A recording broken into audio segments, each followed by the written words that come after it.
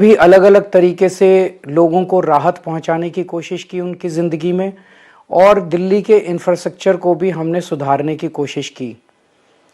अब जो जनता ने हमें निर्णय दिया है, हम न केवल एक कंस्ट्रक्टिव ऑपोजिशन का रोल निभाएंगे, बल्कि हम समाज सेवा, जनता के सुख दुख में काम आना, व्यक्तिगत तौर पे जिसको भी जो ज़रूरत होगी, हम लोगों के सुख दुख में हमेशा काम आएंगे। क्योंकि हम राजनीति में कोई सत्ता के लिए नहीं आए, हम राजनीति को एक ज़रिया मानते हैं जिसके ज़रिए जनता की सेवा की जा सके, जिसके ज़रिए लोगों के सुख दुख में काम आया जा सके। वो काम हम करते रहेंगे और हमें आगे भी इसी तरह से जनता के सुख दुख में काम आना है। मैं आम आदमी पार्टी के सभी कार्यकर्ताओं को बहुत बहुत बधाई देना चाहता हूं। वो बहुत शानदार चुनाव लड़े, बहुत मेहनत की, उन्होंने बहुत कुछ सहा इस पूरे चुनाव के दौरान। उन्होंने बहुत शानदार चुनाव लड़ा, इसके लिए मैं उन सबको, सभी कार्यकर्ताओं को बहुत बहुत बधाई देना चाहता हूं। नमस्कार।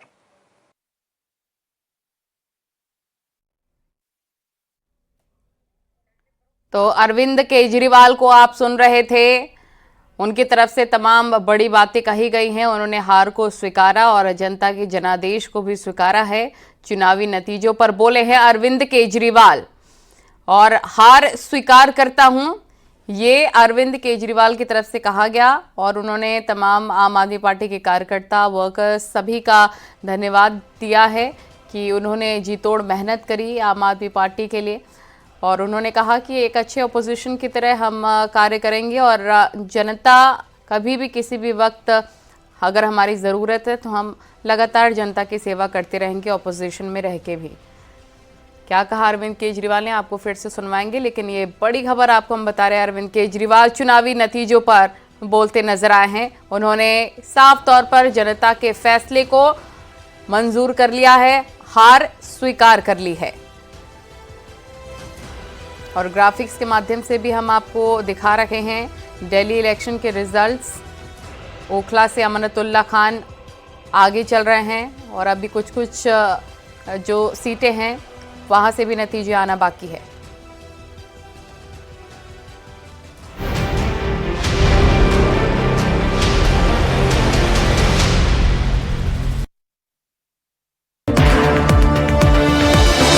मिल्कीपुर में चला सीएम योगी का जादू, बीजेपी प्रत्याशी चंद्रभानु पासवान की बड़ी जीत, अवधेश प्रसाद के बेटे अजीत प्रसाद को शिकस्त दी।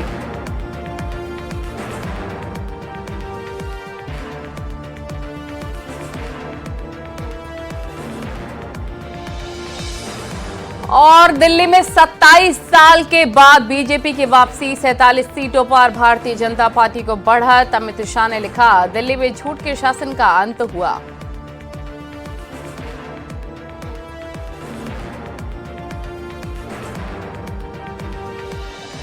दिल्ली विधानसभा चुनाव में आम आदमी पार्टी के दिग्गज हुए धराशाही। नई दिल्ली सीट पर परवेश वर्मा से हारे अरविंद केजरीवाल, जंगपुरा से मनीष सिसोदिया, ग्रेटर कैलाश से सौरभ भारद्वाज की हार हुई।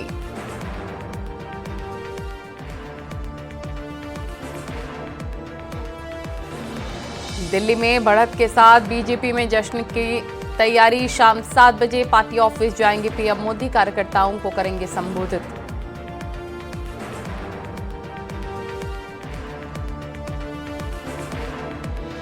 और सीएम योगी ने पौड़ी के 4 स्कूलों के सौंदर्यीकरण कार्यों का किया लोकार्पण। स्टूडेंट्स से भी सीएम योगी ने किया संवाद, कहा राष्ट्र निर्माण में समाज को देना होगा योगदान।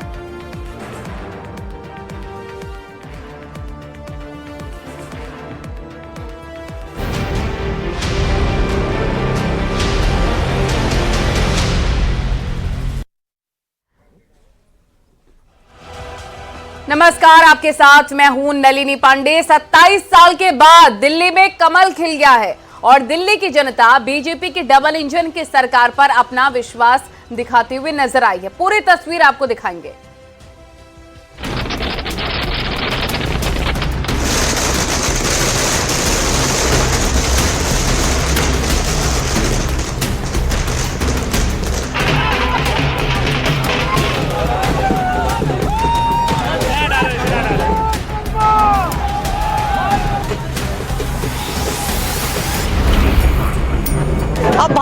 कार्यालय पर उत्साह है। बाकायदा ढोल नगाड़े की धुन पर यहाँ पर जो उनके कार्यकर्ता है वो नाच रहे हैं। इसके साथ ही आतिशबाजी की जा रही है।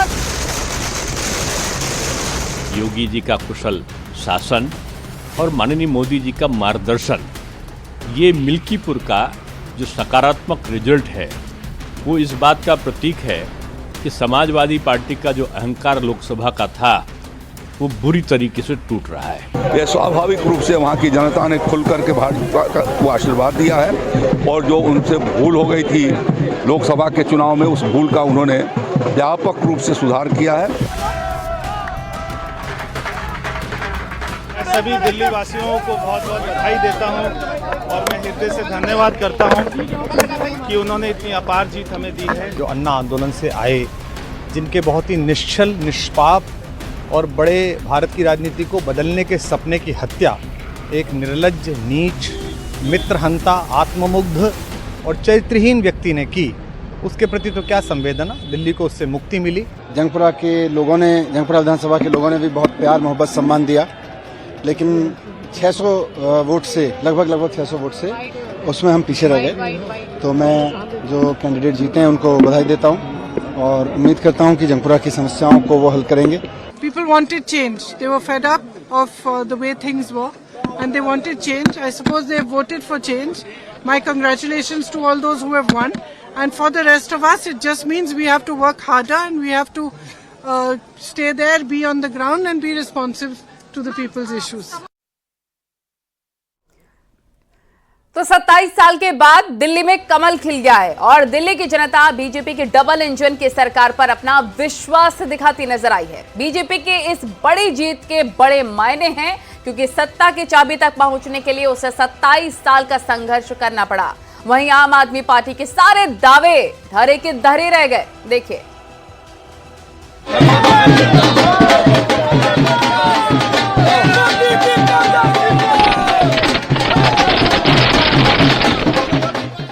उन्नीस वो साल था जब बीजेपी आखिरी बार दिल्ली की सत्ता पर काबिज थी। तब चुनाव से 2 महीने पहले बीजेपी ने सुषमा स्वराज को सीएम बनाकर बड़ा दांव चला था, लेकिन चुनाव के नतीजों ने बीजेपी को झटका दे दिया। तब ये भी कहा गया कि प्याज की कीमतें आसमान छू रही थी और प्याज के बढ़ते दामों ने बीजेपी को हरा दिया। उसके 27 साल तक बीजेपी दिल्ली में संघर्ष करती रही, एक बार सरकार बनाने के करीब भी पहुंची, लेकिन सत्ता की चाबी से वो दूर ही रही। इन 27 सालों की राजनीति में बीजेपी ने 4 लोकसभा चुनाव जीत लिए, जिनमें साल 1999, 2014, 2019 और 2024 शामिल है। दिल्ली से सटे उत्तर प्रदेश में 2, तो वहीं हरियाणा में बीजेपी ने लगातार तीसरी बार सरकार बनाई है। लेकिन दिल्ली में विधानसभा चुनाव जीतना उसके लिए सपना ही रह गया। मगर 27 साल के बाद एक बार फिर दिल्ली में बीजेपी की आंधी चली और आम आदमी पार्टी को करारी शिकस्त झेलनी पड़ी।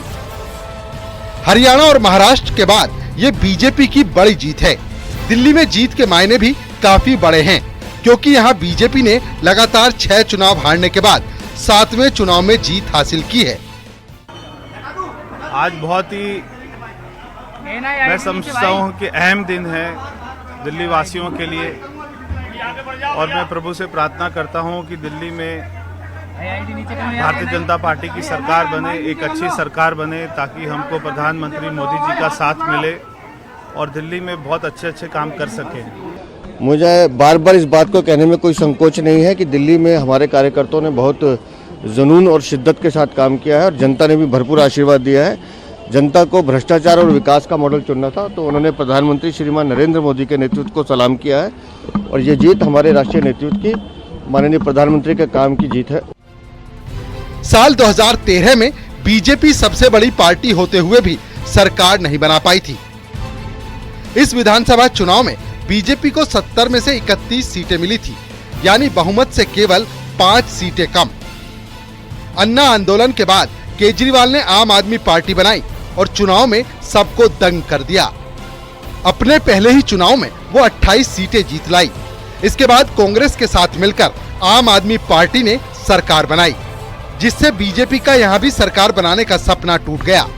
हालांकि ये सरकार ज्यादा वक्त तक नहीं टिक पाई। साल 2015 में दिल्ली में फिर विधानसभा चुनाव हुए, लेकिन इसमें आम आदमी पार्टी की आंधी चली और अकेले 67 सीटें जीत लाई। बीजेपी महज 3 सीट पर सिमट गई, तो वहीं कांग्रेस का सुपड़ा साफ हो गया। फिर 2020 में दिल्ली में विधानसभा चुनाव हुए, लेकिन इस बार भी बीजेपी की हालत पतली ही नजर आई। दिल्ली की जनता ने एक बार फिर केजरीवाल को ही समर्थन दिया। शराब घोटाला, दिल्ली में गंदा पानी, यमुना की सफाई, प्रदूषण समेत कई मुद्दे जोर शोर से उछाले।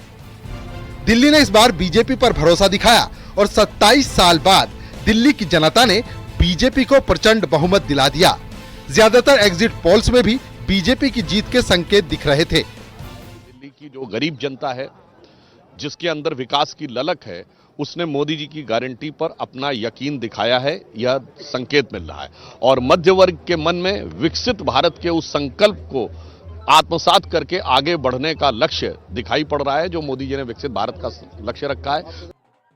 दिल्ली वालों, प्रधानमंत्री मोदी जी की डबल इंजन की सरकार, अब वो सारी चीजें, कैपिटल कैसे होना चाहिए, एक राजधानी कैसे होनी चाहिए, वो आप लोगों को जरूर ये सरकार बनाएगी, क्योंकि मोदी। बीजेपी ने आखिरी बार साल 1993 में हुए विधानसभा चुनाव में बड़ी जीत दर्ज करते हुए दिल्ली में सरकार बनाई थी।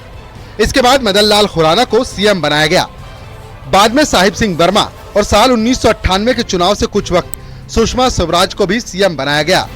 सुषमा के नेतृत्व में ही बीजेपी ने विधानसभा चुनाव लड़ा था, लेकिन पार्टी हार गई। इसके बाद कांग्रेस ने शीला दीक्षित के नेतृत्व में सरकार बनाई। वहीं बीजेपी महज 34% वोट के साथ 15 सीटों पर सिमट गई थी। इसके बाद तो बीजेपी को 27 साल तक दिल्ली में वनवास झेलना पड़ा, लेकिन पीएम मोदी के करिश्माई नेतृत्व और संगठन की मजबूती ने आम आदमी पार्टी के मजबूत किले में सेंध लगाने में कामयाबी हासिल की और केजरीवाल को सत्ता से बाहर कर दिया। इस बार दिल्ली की जनता ने बीजेपी की डबल इंजन की सरकार पर भरोसा जताया है। Bureau report, news 18। और दिल्ली की जीत पर पीएम मोदी का बड़ा बयान, विकास जीता है, सुशासन जीता है। पीएम ने कहा, दिल्ली के अपने सभी भाई बहनों को ऐतिहासिक जीत दिलाने के लिए मेरा वंदन और अभिनंदन। आपने जो भरपूर आशीर्वाद और स्नेह दिया, उसके लिए आप सभी का हृदय से बहुत बहुत आभार। दिल्ली के चौतरफा विकास और यहाँ के लोगों का जीवन उत्तम बनाने के लिए हम कोई कोर कसर नहीं छोड़ेंगे, ये हमारी गारंटी है। इसके साथ ही हम ये भी सुनिश्चित करेंगे कि विकसित भारत के निर्माण में दिल्ली की अहम भूमिका हो सके। उन्होंने साथ ही बीजेपी के तमाम कार्यकर्ता को लेकर भी कहा। उन्होंने कहा, तमाम कार्यकर्ताओं पर मुझे गर्व है, जिन्होंने इस प्रचंड जनादेश के लिए दिन रात एक कर दिया। अब हम और भी अधिक मजबूती से अपने दिल्ली वासियों की सेवा में समर्पित रहेंगे। ये तमाम बड़ी बातें उनकी तरफ से एक्स पर पोस्ट की गई हैं।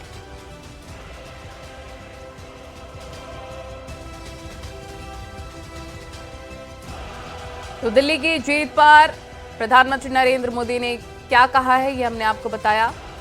उन्होंने कहा, विकास जीता है, सुशासन जीता है। दिल्ली में जीत पर प्रधानमंत्री का पोस्ट।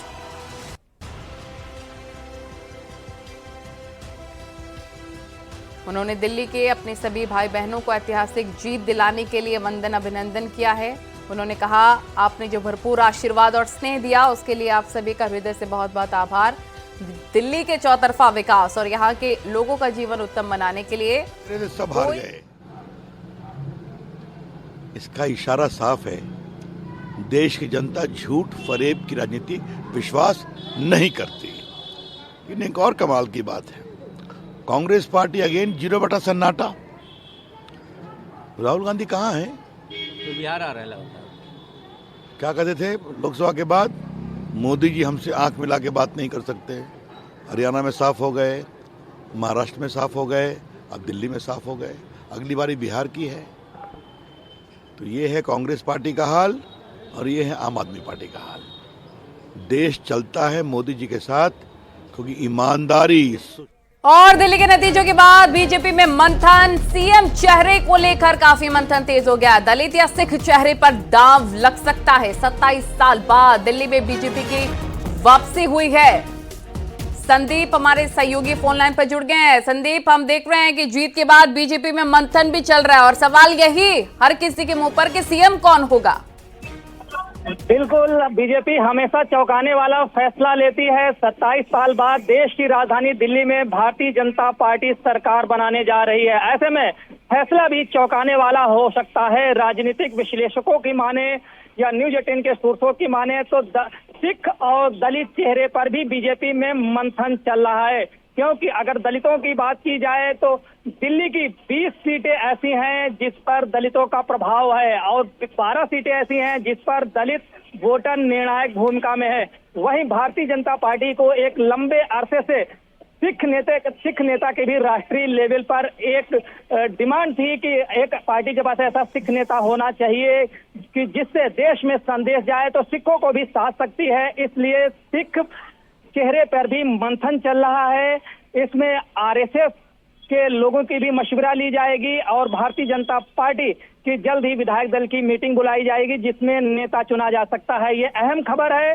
मंथन चल रहा है, तमाम नामों पे मंथन है, लेकिन इस बीच जो मंथन चल रहा है उसके बीच में दलित और सिख चेहरे को लेकर भी मंथन किया जा रहा है। ये आगे तय होगा कि आखिरकार पार्टी की सहमति किस चेहरे पे बनती है, किस वर्ग के नेता को पार्टी आगे लाती है, क्योंकि देश की राजधानी दिल्ली है और यहाँ का सीएम पूरे देश में मैसेज देगा किस वर्ग का भारतीय जनता पार्टी सीएम यहाँ पे चुनती है। ये पूरे देश में संदेश जाएगा। इसको लेके बहुत ही सधी रणनीति अपनाई जा रही है, क्योंकि नवजोत सिंह सिद्धू के जाने के बाद भारतीय जनता पार्टी के बाद कोई ऐसा बड़ा चेहरा नहीं आया व्यापक तौर पे जो कि पूरा देशव्यापी संदेश दे सके सिखों के लिए। तो ऐसे में सिख नाम पर भी मंथन चल रहा है और दलित चेहरे पर भी मंथन किया जा रहा है। तो भारतीय जनता पार्टी चौंकाने वाले फैसले लेती है, जैसा कि उसको जाना जाता है कि उसकी रणनीति अंतिम समय पर खुलकर सामने आती है और चौंकाने वाला एक नाम सामने आता है, चौंकाने वाले फैसले सामने आते हैं।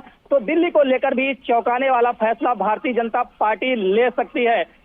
बिल्कुल संदीप, अब ये देखिए आम आदमी पार्टी के जितने भी बड़े दिग्गज थे वो अपनी सीट से हार गए। अरविंद केजरीवाल, मनीष सिसोदिया जंगपुरा सीट से हार गए और आतिशी कालका सीट से चुनाव जीत गई। लेकिन यहाँ पर ये देखने वाली बात है कि बीजेपी अभी जीत के बाद जश्न तो मनाने वाली बात ठीक है, लेकिन शांति से बैठने वाली नहीं है। लगातार अब मंथन चलेगा, बैठकें चलेंगी। अब अभी से ही एक्टिव मोड नजर आ रहा है बीजेपी का। बिल्कुल, राष्ट्रीय नेता जो हैं एक्टिव हैं। प्रधानमंत्री नरेंद्र मोदी ने खुद अभी एक पोस्ट किया है, दिल्ली की जनता को शुभकामनाएं दी, हार्दिक बधाई दी है उन्होंने बीजेपी जिताने के लिए। अन्य नेता भी लगातार एक पोस्ट कर रहे हैं। इसके अलावा दिल्ली में सीएम पद को लेकर नए चेहरे को तलाशने को लेकर भी मंथन शुरू हो गया है और बीजेपी जैसे पहचानी जाती है कि वो चौंकाने वाली फैसले लेती है। अब देखना ये होगा कि सीएम पद भारतीय जनता पार्टी किसको सौंपती है। जल्द ही विधायक दल की मीटिंग होगी जिसमें नाम तय होगा। आला पदाधिकारी जो है भारतीय जनता पार्टी के इस पे मंथन कर रहे हैं।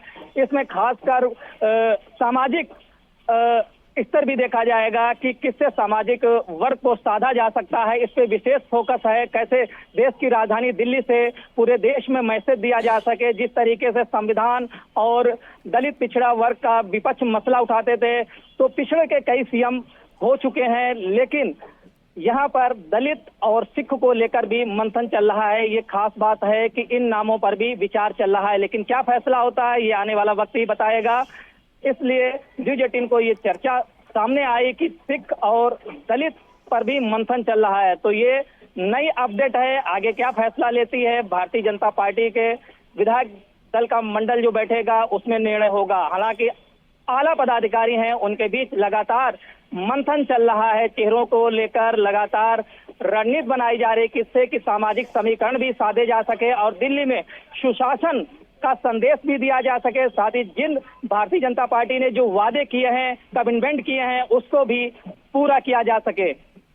ठीक है, विस्तार से जानकारी देने के लिए संदीप आपका बहुत शुक्रिया। तो ये बड़ी और अहम जानकारी इस वक्त हम आपको दे रहे हैं कि अब सीएम चेहरे को लेकर बीजेपी में मंथन का दौर चल रहा है कि कौन सीएम का चेहरा होगा। दलित या सिख चेहरे पर दांव बीजेपी लगा सकती है, ये न्यूज 18 के सूत्र बता रहे हैं। फिलहाल ये तस्वीरें इस वक्त हम आपको दिखा रहे हैं।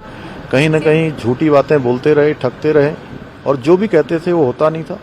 पंजाब में इनकी सरकार है, वहाँ भी जो इन्होंने पंजाब की महिलाओं के लिए जो घोषणा की थी कि सबको हर महीने 1500 रुपये का सहायता दी जाएगी, 2.5 साल वहाँ हो गए हैं, वहाँ पर किसी प्रकार की कोई सहायता नहीं मिल रही है। दिल्ली का जो रिजल्ट आया है, इस बात से लोगों के मन का पता लगता है कि पंजाब के लोगों के मन में क्या चल रहा होगा। आज जितनी सीटें आई हैं आने वाले चुनाव में, ये सीटें बिल्कुल शून्य इनकी हो जाएंगी, क्योंकि इनकी कथनी और करनी में बहुत बड़ा अंतर है। मैं इसके लिए आदरणीय प्रधानमंत्री जी की जो नीतियां हैं, उनका जो नेतृत्व है, उनको बहुत बधाई देता हूं, उनका अभिनंदन करता हूं और साथ में दिल्ली के सभी कार्यकर्ताओं का और दिल्ली की जनता को भी बधाई देता हूं। 24 जगह पे जनसभा की और एक अच्छा हमारे तमाम गेस्ट हमारे साथ जुड़ेंगे बातचीत करने के लिए। चुनाव में मैं जहां ओपी सिंह बीजेपी के प्रवक्ता हमारे साथ जुड़ गए हैं, अशोक यादव जी प्रवक्ता एसपी जुड़ गए हैं, डॉक्टर परमवीर राजनीतिक विशेषज्ञ हैं। आपके सभी के पास में लौटूंगी, लेकिन सबसे पहले ओपी सिंह जी बहुत बहुत बधाई आपको। कौन सी रणनीति बीजेपी की काम आई है कि 27 साल बाद इतिहास रचा है?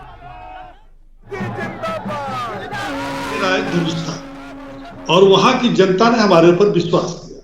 देखिए, हम कई प्रदेशों में ऐसा है कि जनता पहले हमको आजमाती है, फिर बार बार दोहराती है, लेकिन बहुत से ऐसे प्रदेश हैं जहां विपक्ष को एक बार मौका मिला, फिर दोबारा वो सत्ता में नहीं आए। तो ये जनता का विश्वास है। दूसरा, दिल्ली में मोदी जी के विकास और जन कल्याणकारी योजनाओं का परिणाम। तीसरी बात, एक तरफ केजरीवाल जो झूठ, फरेब, भ्रष्टाचार में डूबे हुए हैं, दूसरी तरफ मोदी जी जिनकी गारंटी है कि जो वो कहते हैं वो करते हैं। और सबसे बड़ी बात यह है कि केंद्र में हमारी 10 साल से अधिक सरकार केंद्र में चल रही है, भ्रष्टाचार के एक आरोप नहीं है। अभी मैं आपके चैनल पर सोच रहा था कि केजरीवाल जी ने बड़े दुखी मन से कहा कि जनता से जो मैंने वादा किया था शिक्षा के क्षेत्र में, पानी के क्षेत्र में, उनको याद करना चाहिए जब ये बात बोल रहे थे कि जनता से तो उन्होंने बड़े बड़े वादे किया था। जमुना को जो है साफ करने के क्षेत्र में, अपने घर को शीश महल बनाने के क्षेत्र में, पूरे दिल्ली में कूड़े का ढेर करने के क्षेत्र में, पूरे दिल्ली में गंदा पानी सप्लाई के क्षेत्र में, पूरे दिल्ली में शराब को लेकर भ्रष्टाचार करने के क्षेत्र में, पूरे दिल्ली में इनके मुख्यमंत्री, उपमुख्यमंत्री से लेकर बड़े बड़े नेताओं को जेल जाने के क्षेत्र में, ये कई ऐसी उपलब्धियां इनकी हैं जिसको ये उपलब्धियां मानते हैं। जनता ने सिरे से नकार दिया। भारतीय जनता पार्टी के जो है डबल इंजन की सरकार के लिए उन्होंने विश्वास किया। और देखिएगा, बहुत जल्द ही हमारा विधायक दल नए नेता का चुनाव करेगा, क्योंकि यह पार्टी लोकतांत्रिक है। अशोक जी की तरह नहीं कि 92 से समाजवादी पार्टी बने, पिता राष्ट्रीय अध्यक्ष, पुत्र राष्ट्रीय अध्यक्ष, पिता मुख्यमंत्री, पुत्र मुख्यमंत्री। और बहुत से ऐसे प्रदेश हैं जहां वंशवाद और परिवारवाद की स्थिति चल रही है। एक और जो आरोप हम लोग लगाते हैं कि विपक्षी दल तुष्टीकरण की राजनीति करती है, लेकिन समाजवादी पार्टी कुंदरकी में देख लिया और ये जो है अपना दल। तो आप ये कह रहे हैं कि आपका साथ दिया एसपी ने, इसलिए उनका हलवा पे। आपके पास लौटूंगे, एक बड़ी खबर इसी बीच आ रही है कि दिल्ली के नतीजों के बाद सियासी हलचल काफी तेज हो गई है। सचिवालय में दस्तावेजों को सुरक्षित रखने के निर्देश दिए गए कि जितने भी जो भी डॉक्यूमेंट्स हैं वो सेफली वहां पर रहें, यहां से वहां जाए ना। किसी भी दस्तावेज को बाहर नहीं ले जाने के निर्देश दिए गए हैं। ये इस वक्त की बड़ी खबर। दिल्ली में सत्ता परिवर्तन हो चुका है। भारतीय जनता पार्टी ने 27 साल बाद दिल्ली में वापसी कर ली है। ऐसे में सचिवालय को लेकर एक बड़ा आदेश दिया गया है एलजी की ओर से, जिसे लेकर ये कहा जा रहा है कि बहुत बड़ा आदेश है, जिसमें कहा गया कि कोई भी फाइल, अभी मैं आपको अगर सचिवालय की तस्वीर भी दिखाऊं, क्योंकि आज यूं तो छुट्टी है, दफ्तर बंद है, लेकिन एक आदेश दिया गया है कि बिना जनरल एडमिनिस्ट्रेशन डिपार्टमेंट की परमिशन के किसी भी तरीके की कोई भी फाइल यहां से बाहर नहीं जाएगी। इसे सिक्योरिटी कंसर्न कहा गया है कि सिक्योरिटी कंसर्न के चलते ऐसा फैसला लिया गया है और कोई भी फाइल, कोई भी ऑफिसर किसी भी संबंधित डिपार्टमेंट से, यहां तक कि कंप्यूटर हार्डवेयर तक भी इस सचिवालय के दफ्तर से बाहर नहीं जाएगा जब तक कि आदेश नहीं जाता है। इसे सिक्योरिटी कंसर्न कहा जा रहा है, लेकिन बीजेपी की जिस तरीके से वापसी हुई है उससे आप समझ सकते हैं कि किस तरीके से ये एक बड़ा आदेश इस वक्त में आया है। तो एक बार फिर से गैस का रुख करते हैं और राजनीतिक विशेषज्ञ डॉक्टर परमवीर जी का ही रुख करते हैं। परमवीर जी, आप इस फैसले को कैसे देख रहे हैं? क्योंकि जैसा कि अब बीजेपी के प्रवक्ता ओपी सिंह जी भी आरोप लगा रहे थे भ्रष्टाचार के, अब ये जो फैसला बीजेपी की तरफ से लिया गया है कि सचिवालय में जितने भी जो भी डॉक्यूमेंट जहां है वही रहें, दोबारा से उनकी जांच होगी। देखिए, दिल्ली के अंदर अगर हम बात करें, ये भ्रष्टाचारों का आरोप, सरकार घिरी हुई थी वहां और तमाम चीजें कोर्ट में विचाराधीन है अभी। तो ऐसे में वैसे मेरा मानना तो ये है कि देखिए, एलजी तो ना आने वाले थे ना चुनाव से जाने वाले थे, चाहे चुनाव का परिणाम कहीं भी रहता है जो वही पर सिक्योरिटी पर्पस के लिए कहा जा सकता है, ऑर्डर होता है। और वैसे भी ये कानूनी तरीके से ठीक नहीं होता है कि किसी डॉक्यूमेंट की दाएं बाएं हेरफेर हो जाए वहां से, लेकिन सिक्योरिटी मेजर होता है कि सत्ता परिवर्तन हो रहा है, तो ऐसे में कहीं कोई अपनी छुपाने के लिए किसी चीज को या किसी चीज को और प्लान करने के लिए, तो ऐसा कुछ करने का प्रयास किसी की तरफ से करा जाता, सिक्योरिटी प्रोटोकॉल की तरह इसको रोका गया है। सारे मुकदमे तो विचाराधीन है, कुछ और नया अगर होगा जैसे कुछ जांच वगैरह बढ़ेगी तो उसके लिए भी बात आगे चलेगी। ये सिक्योरिटी मेजर के हिसाब से ही लेना चाहिए, ज्यादा इसमें ऐसा नहीं है वो, क्योंकि दिल्ली जो है पूर्ण राज्य नहीं है, हमें इसको कभी नहीं भूलना चाहिए था। और जो आज दिल्ली के अंदर ये स्थिति खराब हुई थी, यही अगर कोई पॉलिटिशियन ये समझता है कि चाहे चंडीगढ़ हो, दिल्ली हो, पौंडीचेरी हो, जम्मू कश्मीर हो,